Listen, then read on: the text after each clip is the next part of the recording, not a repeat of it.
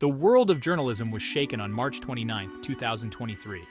Evan Gershkovich, a respected reporter for the Wall Street Journal, found himself detained in Yekaterinburg, Russia. Accused of espionage, my arrest sent shockwaves through the international community. The Russian government alleged he was gathering classified information for the CIA, a claim vehemently denied by both Gershkovich and the Wall Street Journal. Known for my insightful coverage of Russia, I had been reporting on the ground for years. The charges against him, many argued, were baseless and politically motivated. Then, on July 15, 2023, the verdict came down, guilty.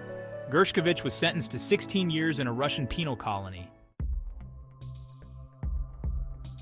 The trial of Evan Gershkovich was, by all accounts, a tightly controlled affair. Held behind closed doors, the proceedings lacked transparency, fueling concerns about the fairness of the process. Independent observers and journalists were denied access, effectively silencing any dissenting voices. The Russian government, citing national security concerns, refused to disclose the alleged evidence against Gershkovich. This lack of transparency only served to heighten suspicions that the charges were politically motivated. Many believed that Gershkovich was being used as a pawn in a larger geopolitical game, a bargaining chip in Russia's ongoing standoff with the West.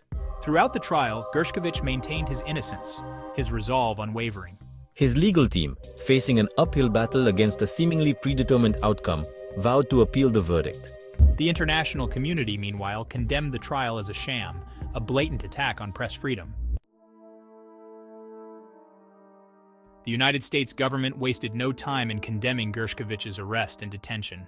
Secretary of State Antony Blinken issued a strongly worded statement calling for Gershkovich's immediate release.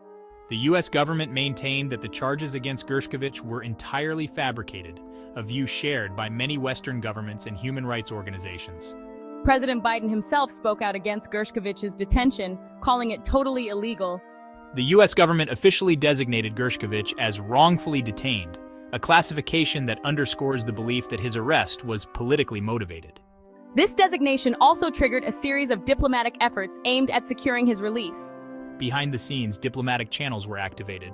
The U.S. government engaged in high-level talks with Russian officials, urging them to reconsider what they saw as a grave mistake. The message was clear: journalism is not a crime, and Evan Gershkovich deserved to be freed. Section 4. The Wall Street Journal Standing Firm. The Wall Street Journal stood in unwavering support of their colleague.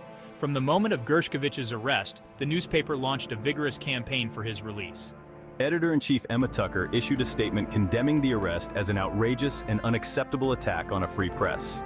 The Wall Street Journal, along with other prominent news organizations, published numerous articles and editorials highlighting Gershkovich's plight. They emphasized his professionalism, his integrity, and his commitment to journalistic ethics. They argued that his detention was not only unjust, but also a dangerous precedent that threatened the freedom of the press worldwide. The newspaper's efforts extended beyond the newsroom. They actively engaged with government officials, diplomats, and human rights organizations, urging them to pressure Russia for Gershkovich's release. The Wall Street Journal's message was resolute. They would not rest until their colleague was safely back home. Section 5. A Glimmer of Hope. Amidst the grim reality of Gershkovich's situation, a glimmer of hope emerged.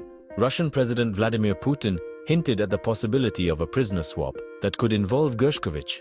While no concrete details were offered, Putin's statement suggested a potential avenue for Gershkovich's release. The possibility of a prisoner swap, while complex and fraught with political considerations, offered a ray of light in an otherwise dark situation.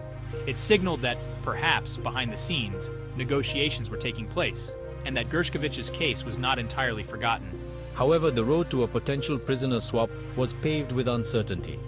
The terms of such an exchange remained unclear, and the timing was anyone's guess. The international community, while cautiously optimistic, understood that any breakthrough would require delicate diplomacy and a willingness on both sides to compromise. Section 6. The fight for freedom continues. Evan Gershkovich remains imprisoned in Moscow's Lefortovo prison, his fate uncertain. His case is a stark reminder of the risks journalists face in pursuit of the truth. It highlights the fragility of press freedom in a polarized world. The international community calls for his immediate release. Human rights organizations and governments condemn his detention. Journalism is not a crime. And Evan Gershkovich deserves to be free. The fight for his freedom continues.